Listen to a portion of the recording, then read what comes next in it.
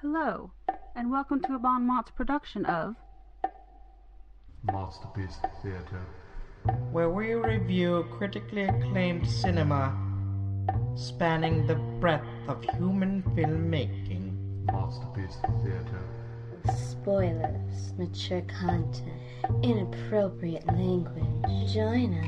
MOTSterpiece Theater. Good evening, and welcome to MOTSterpiece Theater. I'm Chris Morgan. I'm here with Scott Thurlow. Howdy, y'all. Jonathan Manzer. And I'm going to turn all of you in to the House Committee on Un-American Activities. And Stephen Hermosi. And a tip of my cowboy hat to you. I'm your sheriff. These are my deputies for tonight. And see, I fucked that up at the beginning. I should have. Cool. Yeah, no, I'm gonna back out on I'm you. the marshal, man. So All right. Eat shit.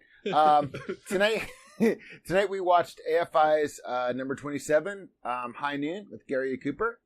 And Ian, dost thou have a funny logline? No, he Nope. doesn't, but I do. Oh, sorry. Does Steve-O have a funny logline? Chris, you broke my heart. I don't even know if I want to say the funny line. All right, I'll do it. You don't have to. The funny line that we came up with was Frank Miller draws a lot of weight in this town. What the hell's his name? Will Kane. You don't draw shit. God damn it!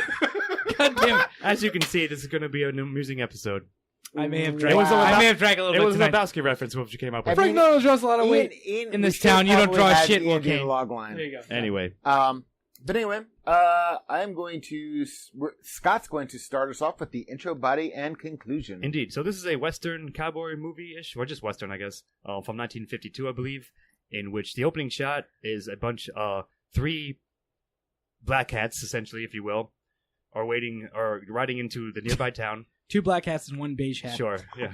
The three dark amigos, if you will, are riding into the nearby town to await the coming of the train that is coming to town, which will be at noon, for the leader of their gang, Frank Miller, as alluded to just previously.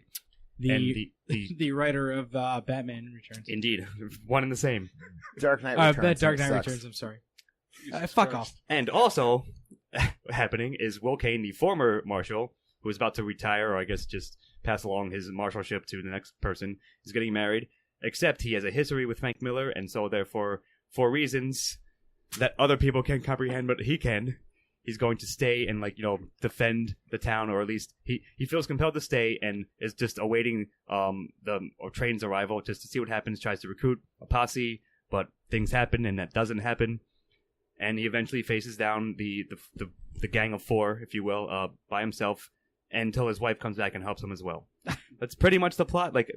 Themes is a big thing, and which we'll get into shortly, but that's the basic plot of this film. So I'm leaning towards giving it a 3, at least outright for now. I guess I will say, maybe Ian will expand upon this as we were discussing a bit precast, but the intro was maybe a little, if not slow, I wasn't as drawn into it, but I thought it was fine enough. But certainly once the plot gets running, it sort of is nonstop let up, and I enjoyed it all throughout, and the conclusion is pretty badass, and I think I'll have more to say about that maybe in a bit. But for now, I think it's damn good. I was pretty not riveted, but very much engaged. Never bored really once. But I can say maybe it took a while for the steam to get going, but it was still fine overall. So I'm probably going to give it a 3, but I think you guys have things to say about that, so. Well, first of all, this is my first time seeing High Noon. Yes, all of us, I believe. And I knew almost nothing about it coming into it. I did a little bit of pre-research on the importance of it as a work, but we're dealing with a narrative structure here. There's a very deliberate pacing involved in this movie that it almost runs on real time, or a facsimile of It's that. pretty close, yeah, true. But that has a drawback. Once, as you said, it gets steam and the plot starts moving, it's very, very engaging. Yeah. But it keeps the pace up from beginning to end. And thus, it's not particularly an arc necessarily so much as a slope that just keeps rising and rising. And thus it starts off, in a way, both slow and also you're uncertain about it because of the pacing. That you're dealing with this, or at least I felt this way when watching it. I see. That again, once the body hit and started going full steam, I was totally engaged in it. I might have to give it a 2 out of 3, just on the face that the intro did have kind of weird quirk because of the style of this. I was definitely wavering. So here's what I'll say about the intro. While you're right, it wasn't like it clearly was a movie that was completely written to torque up as it went throughout the movie. I think that the intro had some of the most interesting storytelling work to do in terms of trying to tell the story of the town, and I guess more specifically Will Kane, without telling anything. And I think a lot of that is done with kind of like the shots that are made and like the looks that people give each other and things like that. Like it's all done very it's more of a subtly. show, not like outright tell exposition. I think you're saying. To be fair, you were joking through the introduction, though. I was joking through the entire movie. But you were joking through the entire movie. Listen, Ian, don't hold that against me. I made Mystery Science Theater this entire thing, and that didn't take anything away from me loving it. Yeah, and I'm not saying that, I'm just saying you start off with the shot at the like on the planes. We'll talk about this style, but brilliant shots at the very beginning of this movie. I'm talking about some of the in a sense narrative, and you go into the wedding. You find out all about Will as a character through his interaction throughout the body as he attempts to gain his to get deputies, and you get to see both. The town is fleshed out then by each. We're going to talk about this in themes, but like each group he meets, but also you find out about how the town views him. Where it almost starts off as a kind of gross parody of other cowboy movies, where this is how one would start out, and then it's like, oh, this kind of idealized version of Will you see right at the beginning is soon shown to be false. But isn't that a great narrative device? But I don't think it necessarily had the took a punctuation while to get there, that it required. So to me, like the intro, actually, this is something that we haven't asked each other in a while, but perhaps important for this movie. I know you're going to say. Where do you think the intro ends in this movie? It's when he starts gathering the deputies. When he finds out that when Frank he goes Miller, to the bar? No, before that's way into the body. Or when he gets turned down by his deputy? No, it's when the train conductor gives him ruins his honeymoon. Yeah. By barging in. Barging after in. the train conductor runs away, yeah. But right when the train conductor barges in. Okay. Yeah, I would agree with that, to cut it off. Because the first act of the body is, the first part of it is his wife deciding to leave. So I guess let's say the intro has all to do with setting up the conflict. The conflict, but really the coming conflict, I guess. Yeah, the antagonizing situation, we'll call it. Yeah, I like that. Right? Yeah, sure. Yep. And I think it does a very good job in that. And that's all it's about. It's certainly a little bit about Will Kane and who he is. He gets married and he's like living this happy life for sure. And that's he's not even living the happy life. He just got married. That's about to get torn down. But he's a happy person at that point. And then he turns around shortly before the end of the intro. Right after he hands in his marshal badge to say like, I'm getting married, I'm going away, your new marshal's coming tomorrow. Literally I think that's a good setup. When he returns to the town, when he turns the carriage around. Yeah. Right. It's pretty good too. Actually, you're right. I agree with you there, but I'm just speaking about in terms of that he finds out about Frank Miller coming to town, like literally right after he retires. But in terms of that, like to me, that's a good setup, right? He is happy, he's going out of town, and then he has that conflict, and when he turns it around, that's where the end of the intro ends. And on top of that, you have the whole introduction of the we'll call them the waiting antagonists, right? Like they're waiting throughout the entire movie, but they are present the entire time, and the reason that they're present the entire time is because of that intro. I think. I was gonna say Ian was talking about the pacing and because it is in virtual real time, and I happen to be a fan of this type of storytelling. If anybody's seen Bergman's In a Winter's Light, same kind of concept, and there's a lot of minutia. And the movie actually had me from the first frame. I like the fact that you've got the three who turn out to be like sidekicks of Frank Miller, the enemy, or the antagonist, let's say. And it starts out so, but they don't start off as black hats. One guy's out there rolling a cigarette or whatever, and they just kind of gather while this, that song's playing. That, and it's called High Noon as well. The song's the called titular High Noon. song in the titular movie. But it just everything starts out so slice of life, so banal, and you have this wedding, and it's going to be interesting when we get to style and to themes, because a lot of the things that like his wife find out really quickly that his wife's a Quaker, which we're going to get into the connotations as to the allegories and into the times later. But it kind of sets everything up, and this is a great way of, they always say show don't tell, but this is a great way where they're showing you and telling you, because you get all the perspective from not just the protagonist, but from all the other characters, and it gives you more of a complete picture. I'm definitely giving this a 3. So, yeah, I mean, you're welcome. Both you and Steve are welcome to your opinions. My point is that this is, based on the pacing, this has to inject in the introduction a lot of information quickly. Yeah. And it at times felt, whether Steve-O's laughs during it were I totally appropriate or anyway. not for the scene. There was parts where like a character will turn around to have another character just walk up to him and start talking to him. I just felt that, and I can't, because this is a very progressive movie in a lot of ways, but it fell into the traps of this weird blocking and weird, like the fact that there's just exposition dumping left and right in the beginning.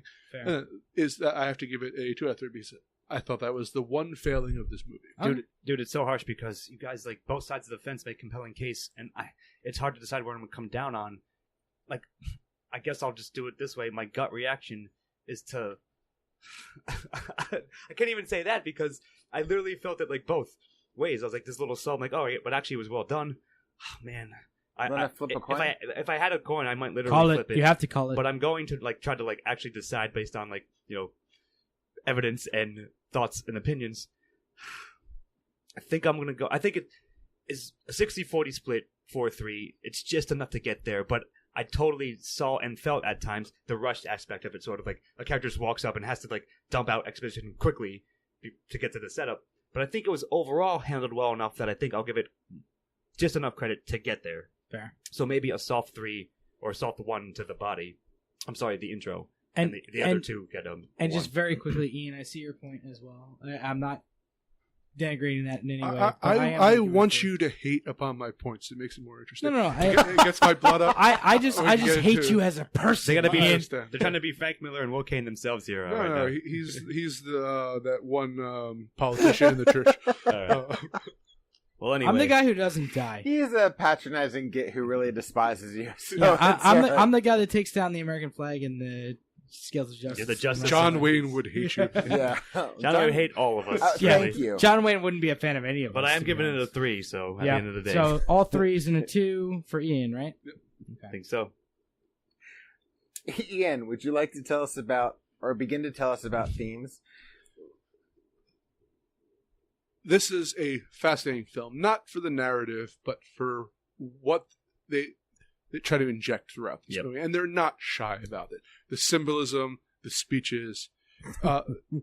This is tied directly into McCarthyism and the fact that they were blacklisting like directors, screenwriters, actors, actresses. And the screenwriter for this work suffered under that. And he is, in a way, using a Western to systematically go through deconstruct America every single type of, not just America, but every single type of, in a sense, and beyond, friend you had prior to getting into trouble, and then how each friend will, in a sense, betrays you in a different way. Yeah, or just bows out like, "Hey, listen, you're my friend and all, but it's a Jesus allegory." Yeah. Well, I do want to say because you are talking about McCarthyism, the fact that she's a Quaker was a great thing to point out because I always say that there's like an approved Judeo-Christian religions, and sometimes there's Catholic, but definitely back in the time, I know my mom's side of the family is Catholic, and I know there was a stigmatism against Catholics. I mean, Quakers and Unitarians are sometimes not even considered Christian. So as communists were atheists and definitely not Christian, having her be a Quaker, Quakers are also pacifists, by nature. They also aren't, from having Quakers in the family. I know that like when you go to Quaker meeting, there's like no talking. It's a lot of there's no head of the church. It is very communal. It is very socialist in a way by design. So the fact that she's a Quaker, that they point out at the beginning, here's Gary Cooper, an American icon, and his character is a marshal in a town, American town, and he's marrying a Quaker. It's just, basically it's like Gary Cooper's marrying a communist. And, so, no, seriously. That could be the logline of the film. But anyways, I see what you mean for sure. But, like, I don't know if we have time. We could write a thesis paper about that's the amount. That's what I was going to say, because there's a lot to, like, delve into here that you can look into and, like, so many angles and so many various facets of it. I have one that I want to point out because I think this is the one that really got me into this movie. Gary Cooper's character he thinks that this that the bad guys are going to come gunning for him, so he goes to the judge that sentenced God damn the Frank Miller to jail, and the judge is packing up and leaving town, and he's giving this speech about, in a sense, like the role of justice in America today, while it is backpedaling any sense of justice. The fact that he's justifying his running away while taking down American flag, folding it up. There are other battles to be fought, he says, basically. He says, I've been judged a lot of other towns, and I'm going to be alive to be that again. And how quickly justice, like, fails you. But, like, also, you have the church that they bring up. That you have... The kids different social tug of war outside. You have different social classes. You have to see if like the kind of the lower class in the bars and the middle class, and how everyone fails this character on some level. And I think that one of the more powerful ones is also, and the final one I'll bring up, is his former friend who was a lawman. Oh yeah, who talks about how like, oh, this is the state of justice where they just let criminals go free, and like I don't want to die. Like I don't want the end of my life to be dead on the street, fighting for this cause that isn't worth it. And this is what's beautiful about this: they have great liberals and conservatives will both come out of this movie happy to a certain extent with some of the and libertarians. That's true. With some of the ideas that this promotes, and like so, it's not just spoon feeding to one group. It's kind of taking a realistic look at people's opinions. So, drawing on that his friend, I like the fact that he's kind of like, he doesn't want to die in the street, and he's just like, and I also have arthritis, so I really wouldn't be good to you anyway. Yeah. It's kind of like his out. He's basically saying, well, I don't really want to do it, but I have arthritis. I can't do it if I wanted to. And it's kind of scary, like in the way that it boils everyone from all sides of, I guess, politics, but like not even all necessarily politics, like right, like in terms of this, it's just like anybody's personal ideals boil down to self-preservation, except for this one guy, in this movie who's willing to stand up for what is obviously the right thing. Like what is like this guy coming back into town is fucking crazy. He's gonna do some crazy shit and like kill people, and the reason that we have to stop him is because we don't want him to do crazy shit and kill people. You actually, though, they do question that mentality during this thing, because a right. couple of the town leaders are like, look, he's only coming back to the town because you're here. Yeah. If you had if you're being selfish in a way for sticking around. Now, we are getting Gary Cooper's point of view, so obviously we are more sympathetic with him, and we feel it's betrayal for the guy to say that, but he might have a point. Yeah. Well, so, like, whether he has a point or not, the guy comes into town and immediately starts shooting, right? Like, so, like, that's not... But Gary Cooper. The interesting thing is, Harry Morgan's character, like the hiding to his wife, tell him I'm not here, tell him at church.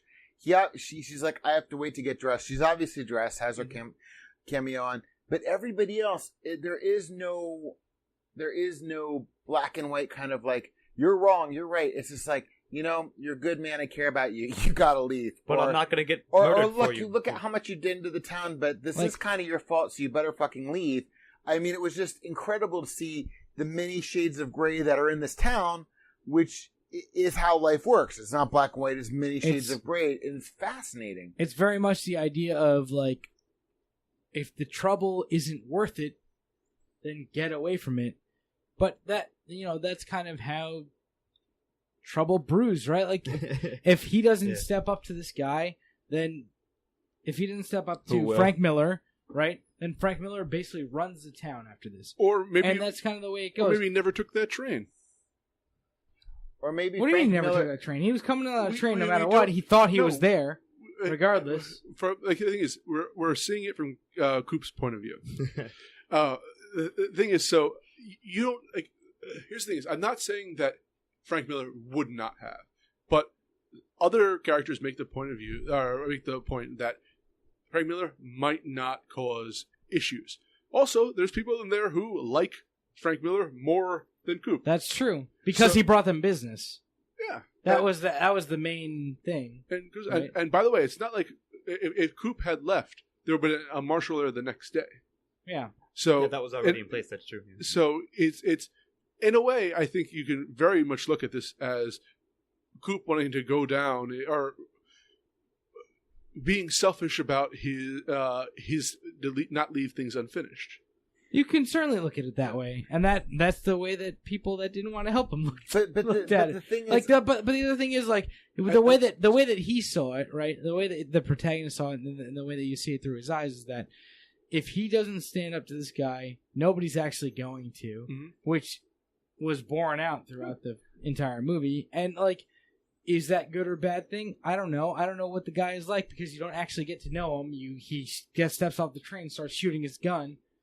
So I can't say that he's not like a great guy who just wants to kill this motherfucker, right? But like, it doesn't seem to be the case that he's. But what's interesting about it is you get all these different viewpoints. So because Frank doesn't show up until the end, you have to, as a viewer, based upon all the evidence. It's like going to a trial and hearing all the evidence.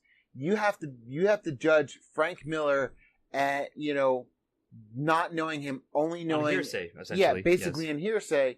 And what I also found was the American way, by the way. The American way, exactly.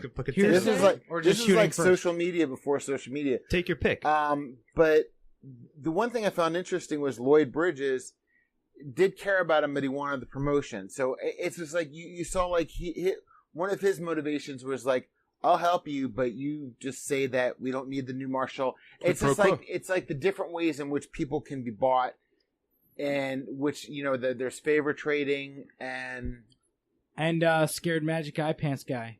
Scared magic eye pants guy. But good. Sorry. No, it's good. You run. We should. Yeah, you guys. We should wrap up themes, by the way. I'm about to because because as you said, we can make a whole episode almost unto itself because there's so much there. And I think that's the impressive thing, or at least one of the major ones about this film.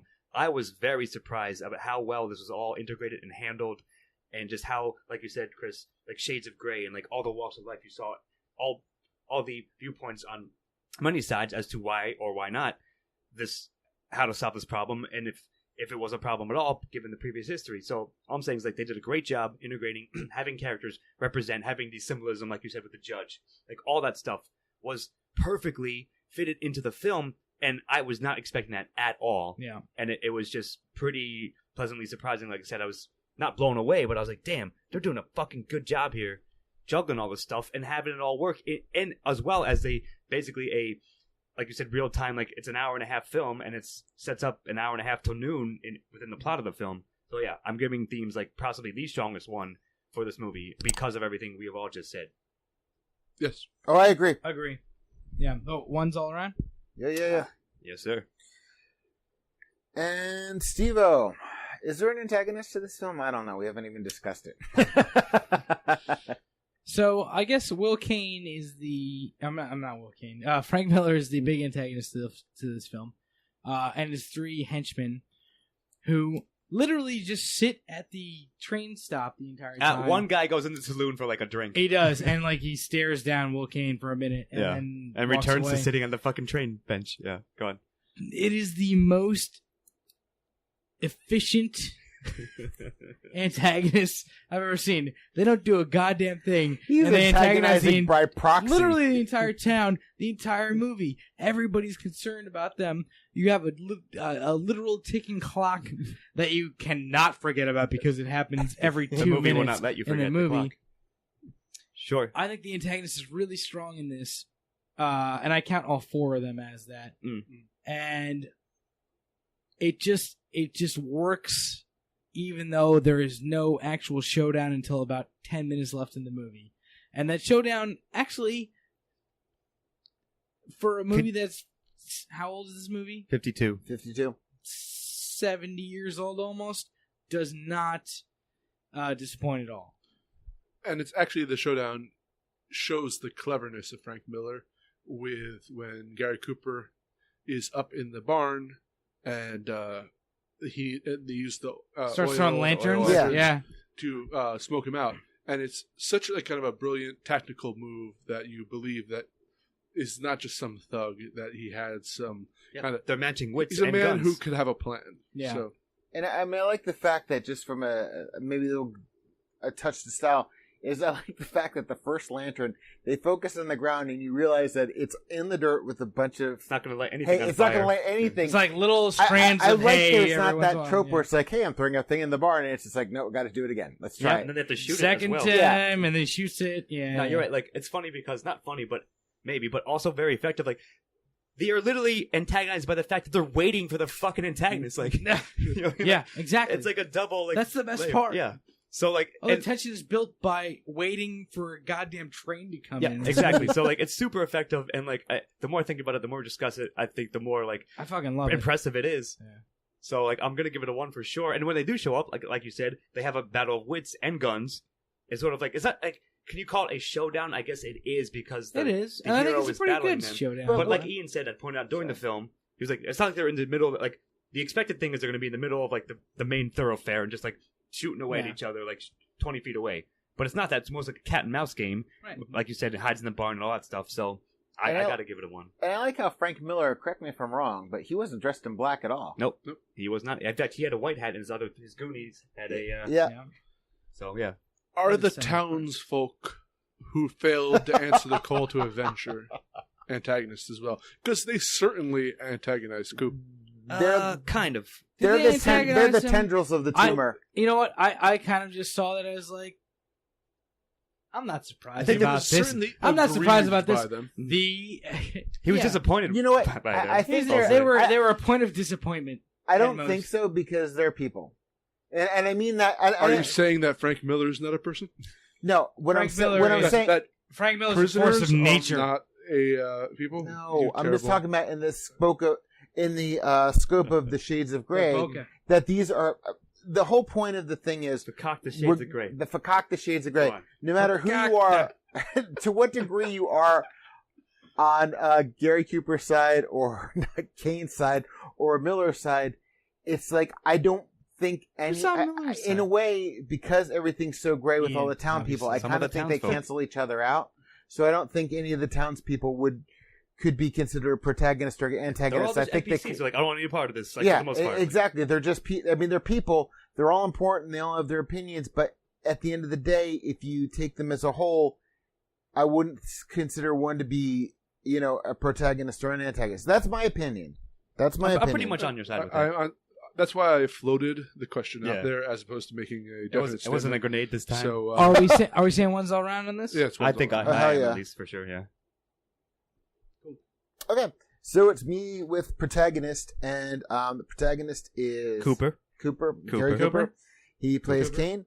The thing that's really interesting about him is that right away when he's getting married, you find out right away, basically after he's married, he tells his wife, "Well, that's all behind me now," or he's gonna try.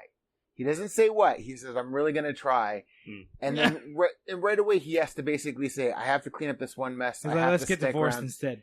But what was interesting was he goes around and asks for help, and he doesn't always need to ask. Sometimes, like with Harry Morgan's character, the fact that he's coming to the house, that he's going to show up, or they know he's going to show up. I mean, he is just, as a protagonist, as much of an invisible force as Frank Miller is. I mean, in a sense, I like that. people are knowing that he's going to come by and ask for help, or and that in fact, 2 people volunteer. Sure, he doesn't accept them because they're not going to be like, it's an old blind drunk and guy. one person volunteers, he accepts, and then he gives it up later. Yep, true. But that's a very human response too. No, but I found that was interesting was here was Frank Miller, the non-existent character whose reputation preceded him. And then here you have the protagonist. You have the Gary Cooper's character whose reputation precedes him, if not only by seconds or minutes. I don't really have much to say because we could get into the minutiae of his character, but that's my 2 cents for it. I'm giving him a strong one. I throw the ball to you guys. No, I mean, I don't have much more to say either, other than the fact that I thought he was a good, strong protagonist, effective and interesting as hell for sure. His motivations made sense, and he was very well fleshed out. He, again, his internal conflict was there, and his external conflicts with all the people, everything you just said, and Miller himself. I think Cooper did, if not an amazing job, just a damn solid job of portraying that kind of thing. So that's pretty much all I have to say. You do know why Gary Cooper is considered one of the greats. Sure. Specifically on that point, though, this, oddly enough, most of the westerns we watch from the AFI aren't what I was expecting. Yeah. So changes your views on westerns. This in a way on the best westerns ever. Sure. This is sort of a good man having to walk through the bureaucracy involved with finding deputies for a dangerous mission, and his look of exasperation, and I think in resignation, and he's an older law enforcement. He's been through the grind with this, but again, one scene I want to point out is when when he's at the church and they're doing kind of a town meeting whether they should help out or not. Yeah, and like a politician-y type character, maybe the mayor or something like that. I think I got it. Without knowing, I think he was the mayor. That's what I thought too. Yeah, it's some kind of role similar to that. He starts giving this speech, and it goes from, it sounds like he's going to rally everyone to help out Coop, and then all of a sudden it takes a quick left turn to deciding no one's going to help him. And to watch the expression of Gary Cooper's face during this actually mimicked my own expressions. The emotions going through, like of actually being shocked when this the turn hit. Wait. See, wait, what? Yeah, no, you're right. That's a good example to use for sure. And just one last point is, I think a good modern parallel is he's the Ned Stark of the Western world. Ned Stark's progenitor. He doesn't get his head lopped off at the end of this. I was say Spoilers. One of you did say that during the film, and I thought it was pretty good. So, I agree. He's getting it a 1. He does a very good job, and he just exemplifies what the exemplary hero would do in this situation. Even though he's getting no help from anybody, he stands up for what he believes is right. And on top of that, just plays the role very well and makes and does the role of protagonist. Shall we say justice? Very, very proud. Yes. I guess I'll say. And we've already talked a little bit about supporting characters, but I think we're going into that next, right? Yeah, we're One's all around for protagonists. Yeah, I think so. We're going into supporting characters, and that goes to Scott. With me. All right, so I'm going to do 2 things. One, I'll say I think the most, if not the most important, the most well done supporting character was Ramirez, Mrs. Ramirez. I can't remember her first name in the film, but she won you over, right? Yes, she did. So I want to leave you guys probably speak to it because I'm going to pick my favorite. It was my second B part of this. Our tradition is creepy hotel clerk guy. Yeah. He was my favorite, but they're all well done for sure. Like you said, like even the beginning, the justice of the peace guy, when he's packing up his stuff, he's like, "Hey, listen, this ain't my fight. Justice is literally leaving town right now." And even again, like you said, the effectiveness of Frank Miller's gang, just like basically doing nothing, but still just they did a good job at doing nothing, and everyone felt it. The barber guy, everyone in town, his wife, I think, was pretty well done. Excuse me, barber/funeral director. Yes. Listen, he's got a lot of shit on his / pizza place. That's whatever he was building. But no, I mean, like it was a well realized town. Yes, a small, like sort of Deadwoodish town, but like I think they gave the characters, even the bartender, like anyone they focused on, like highlighted enough that gave enough screen time, was very believable, even though maybe there wasn't much to them. And like, even the mayor guy, everyone in the town hall in the church, or the town hall-ish meeting, when they were like deciding what to do in the church, right? All of that stuff. And so, like I said, I picked Hotel Clerk as my favorite, most enjoyable, but I think they're all rounded out, and you can see them in Cooper's second command guy. Like, I thought he was pretty interesting side character as well. Well done. Lloyd Bridges? Yeah. I can't remember his actual character name, but yeah, he was his own little interesting character and flaws and inner conflict amongst himself.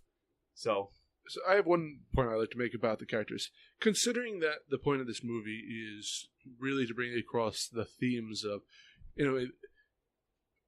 the choice to not help out Coop. Although we're calling him Coop. Yeah, perfect. It's happening. None of the characters really felt like just vehicles for their message. Yes, exactly. Yes. That's pretty much what I was trying to say, and you just said it in one sentence. Much Very better. good call. Yeah. Very good point. All of them felt very realized, especially considering that I was well aware of what their intent for them was. I don't know. I have to give this a very strong one because this movie is held together by the strong cast. I actually think collectively the supporting characters are a main character. It's so. I mean, I think that's from a crazy everything thing we've to say. discussed, I don't even know what that means. No, because as we discussed, you're getting. I don't want to say complete picture because there's never a complete picture, but.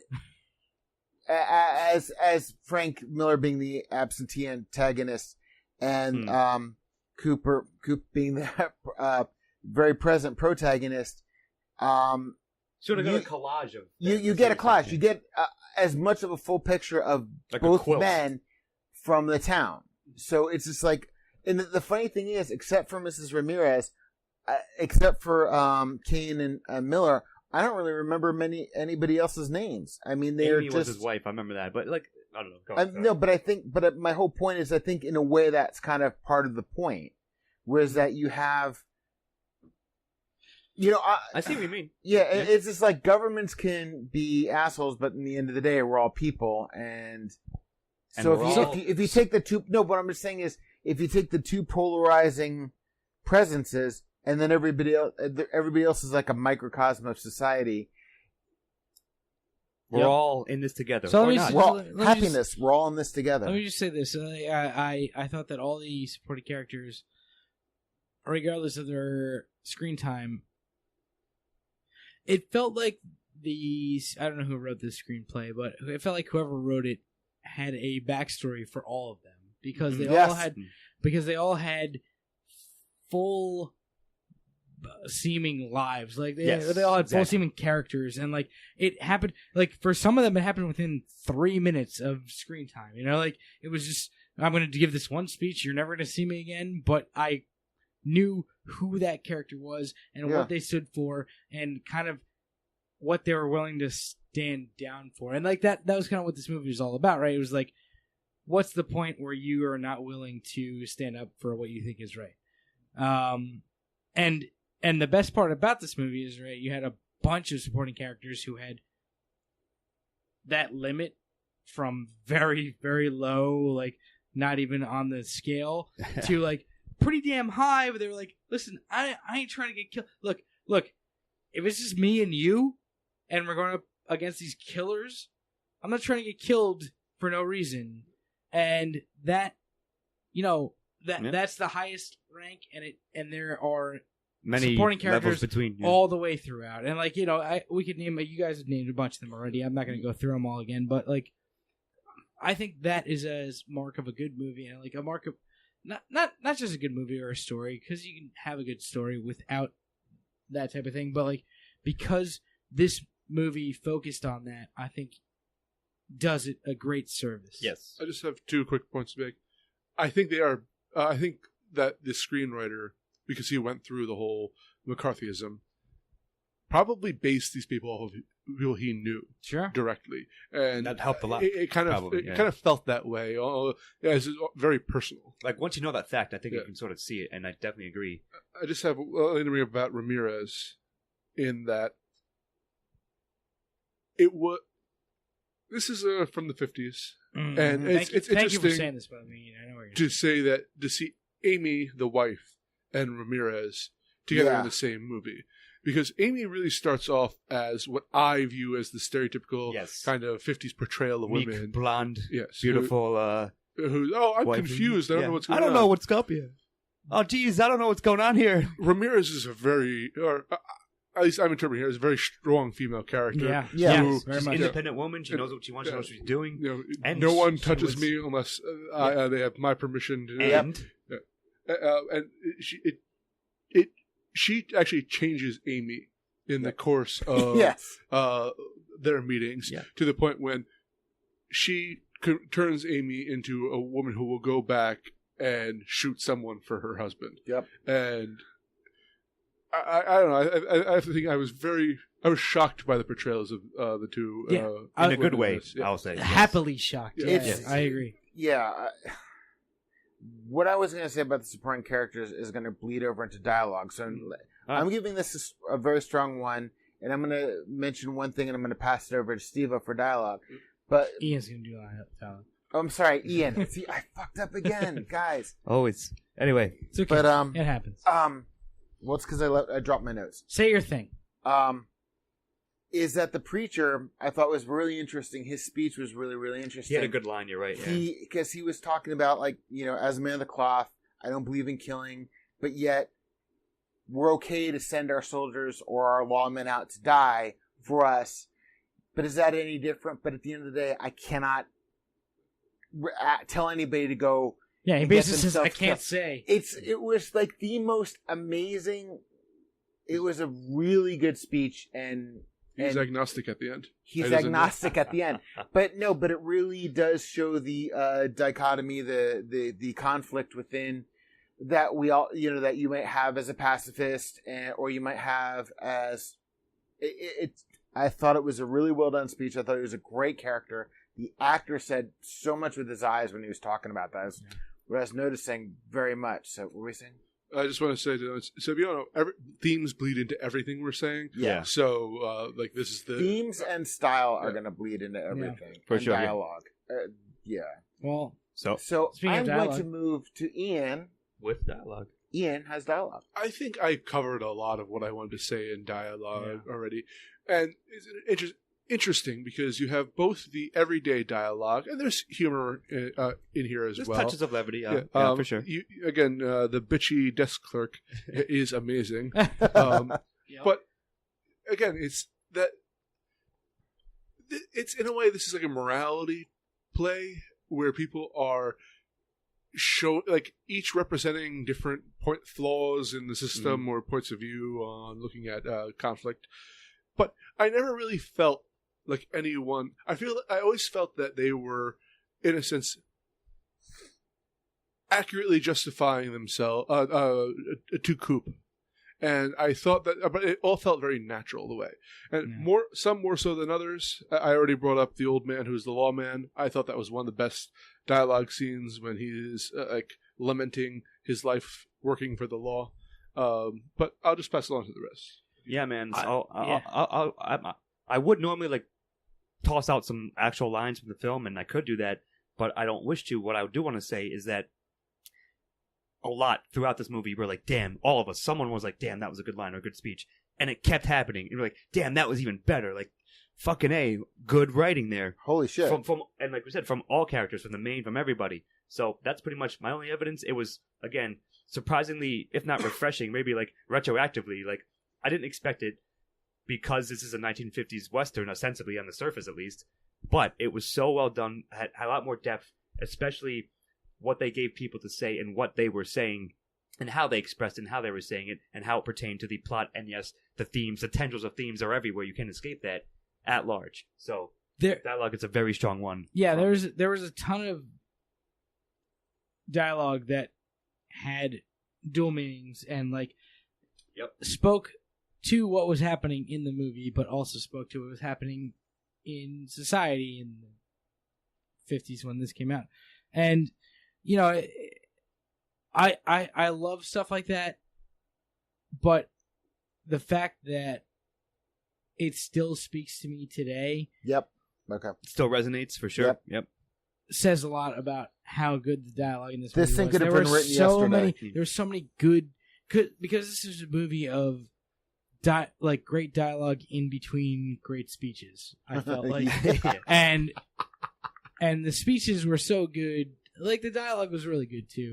It was good. It moved everything along. But like what this movie is really about is the speeches of why we like.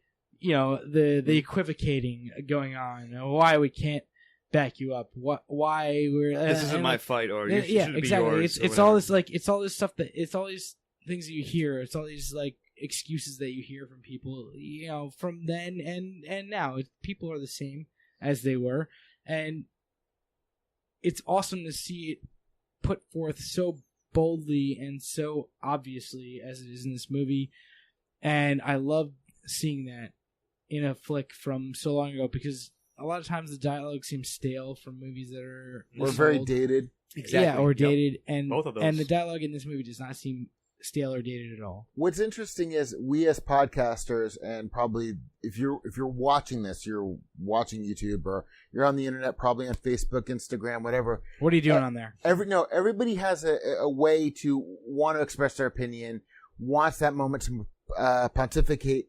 And the interesting thing is, as Gary Cooper goes around, everybody basically is posting, you know, it's kind of like an ongoing, like, well, you know, I think this is Frank Miller. I mean, but I'm putting it in the most simplistic basis. I get what you mean, yeah. It's humorous, you know, but what I'm saying is, in a way, it is that's what we had before electronic media. You know, sure. It's like you'd go to these town meetings, or, you know, or even now if you go to, you know, town halls and so forth. Like, OMG, Frank Miller's coming at noon. So it's really funny because, yeah, there are speeches, but then again, keep going back to this, there are people. And people want their voices heard, whether it's in the church or in a stupid post. Or in a saloon. Especially in a saloon. Exactly. The more alcohol, there is an alcohol to pontification ratio. So yeah, my final thought is, again, like maybe this and themes are the strongest parts of this movie, and they're linked, as we said. So it's getting a huge one. Yep. One for me. I think one's all around on this, right? Yep. Absolutely. A speech-worthy one. And Steve-O, what I think is going to be another great discussion. This to you with style, sir. Okay, so the style of this movie, from the first shot of this movie, was brilliant. Just a great shot, and then the second shot didn't really let me down after that. This is a movie of really great cinematography, especially for the time that it was done. Like, I know we're going to keep mentioning that, and perhaps I shouldn't. You know, there were good movies that came out around this time. But even cinematography-wise, but like, even in terms of those, I think this one is a standout. And absolutely agree. There's all that. There's kind of like, we were talking about this movie while we're watching it, and we're like, this seems kind of Twilight Zone-esque, especially because they keep going back to the clocks. That's what I was going to say. And that's a big thing. I'm sorry to steal that from you, Scott. It's okay, but you're right. That's a big thing. I'll let you go on about it a little bit more. I won't say too much more about that, but like, I love that part of the style. The soundtrack to this, you know, that's normally my bread and butter, and I fucking love it. It's the perfect Western soundtrack without being the obvious Western soundtrack, if that makes any sense. Yep, it does. I see what right? you mean. Like there's so many like little like off songs that kind of are weird and just kind of they don't take you out of the movie, but they make you look at it from a different mindset. And I think that whoever picked the soundtrack to this movie put a lot of thought behind it, and I really love it. And if they didn't, good for them. Yeah, it was no accident. They're great at their job then. Yeah. Or they were. They're probably dead by now. But all right, take it easy. But that's fantastic. All throughout this movie, like stylistically, it's a brilliant movie. And I'm gonna turn it over to you guys. I've said enough, I suppose. Yeah. No, I was gonna say, just because the comment to music, whatever the percussion instrument is, and I know what it is. I can't think of it. Whatever that was. Coconuts. With kind of like two coconuts. Yeah, but right. no, I just thought it was a really interesting thing because that seemed kind of atypical. Like a wood block, maybe? I don't think it was. It kind of had a different resonance to it. But I thought it was really atypical compared to the I think that's, to your point, you said it was Western but not typical Western. Right. I think little things like that helped contribute to that. It definitely elevated it. So yeah, I'll interject, as you alluded to just, Steve-O. Because this movie is called High Noon, so a lot of the tension revolves around them waiting for the train for noon. Yeah. So often enough, there'll be a cut back to a clock. Every 5 minutes or less. It's a very dramatic angle. It's almost like tilted up or like dun dun dun clock. You know, it's obviously getting. Or it'll be in the background or whatever. Or we notice like to be fair, we did make a drinking game of like soon enough that every time they cut to a clock we drink. That's why I'm drunk right now. Yeah, so that's why we're a little bit inebriated that we should have been. However, I do agree with everything you said. Yeah, from the opening shot, we were like, damn, what a nice shot, and then it never let up on that front too.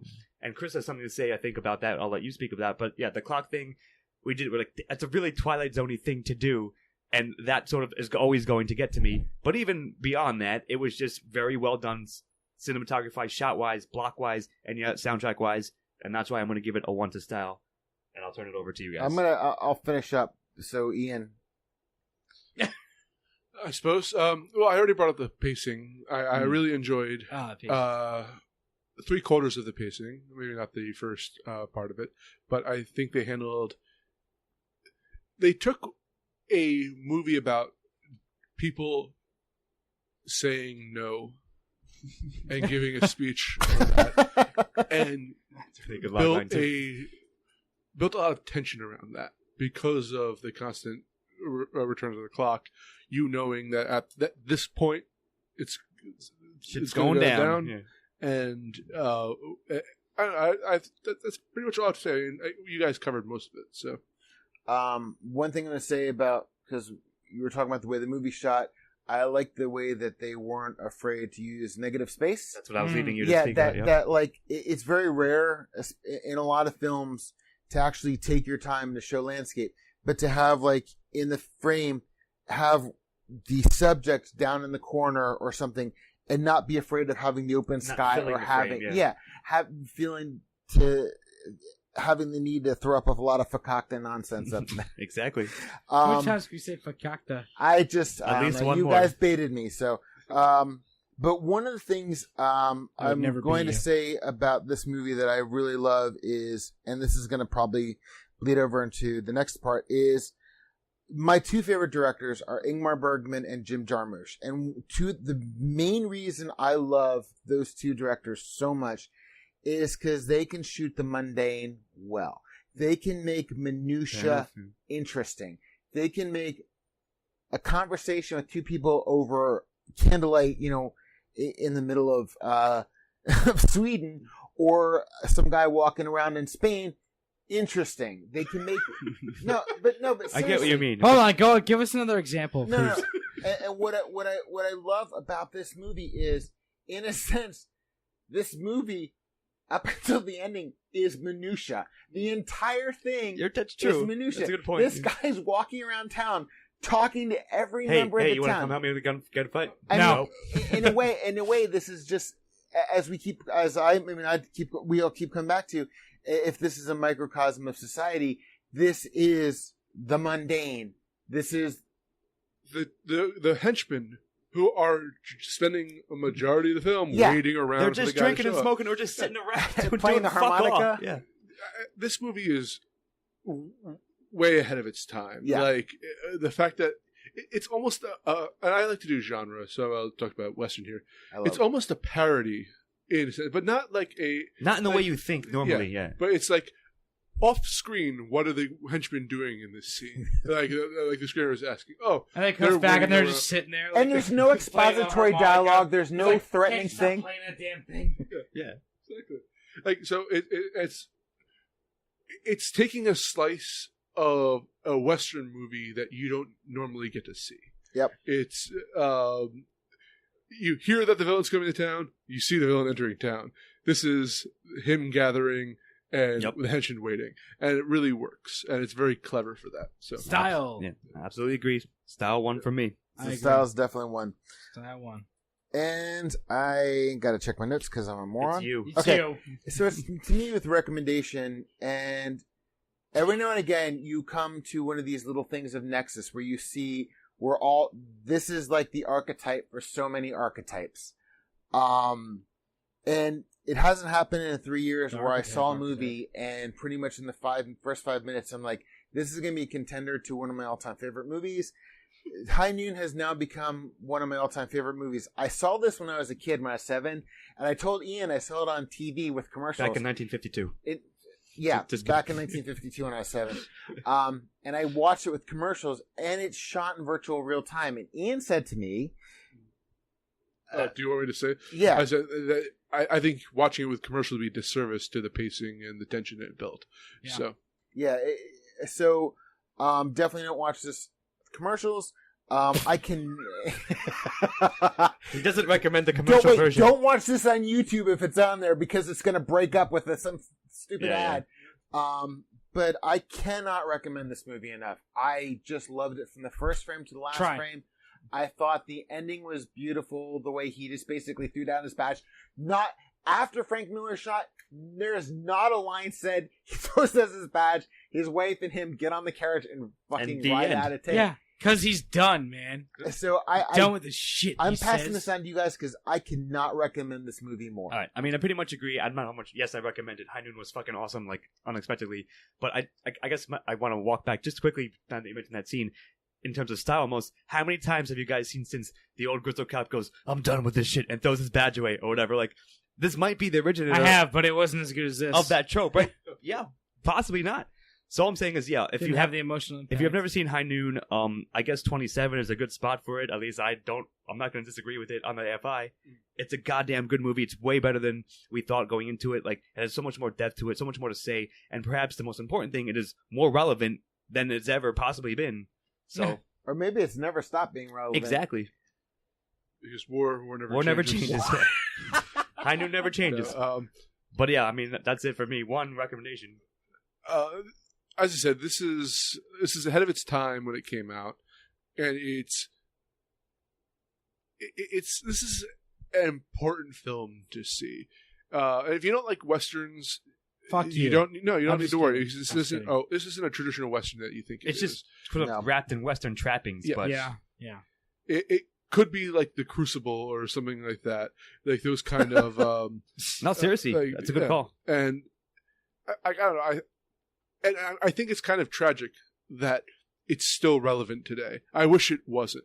Yeah. But it is. And I think if this movie came out today in the modern style, I would say it's still a bold movie for coming out with how much it went in. I think more than anything, this movie, like, ostensibly it was about, the communist, the Red Scare and all that stuff.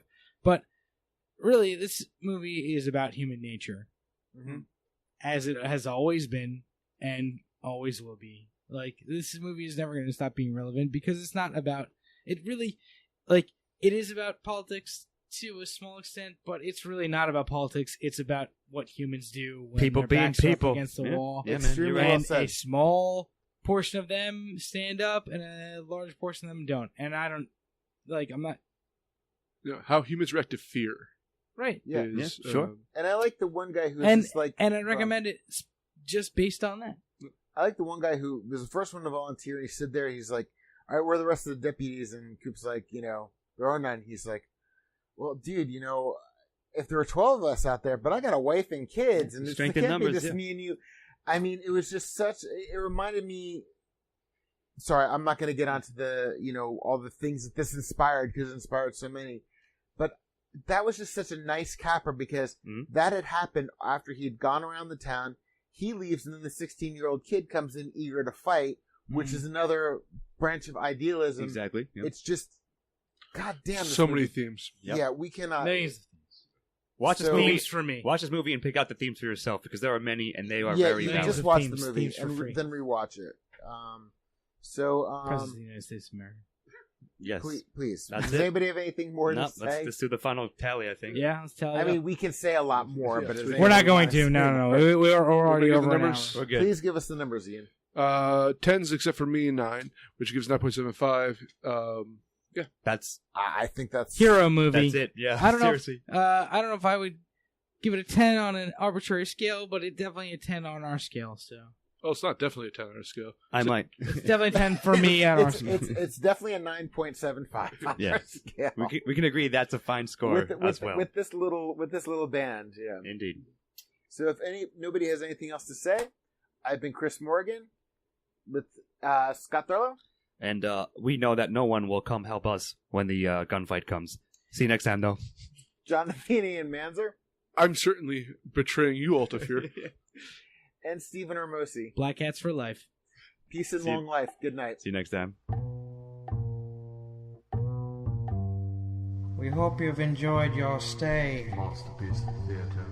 Join us again next time, won't you? MOTSterpiece Theatre. Editing and engineering by Christopher Morgan. Music by Christopher Morgan. Check us out on YouTube and iTunes for the shows, and on Facebook and Twitter for updates. MOTSterpiece Theatre.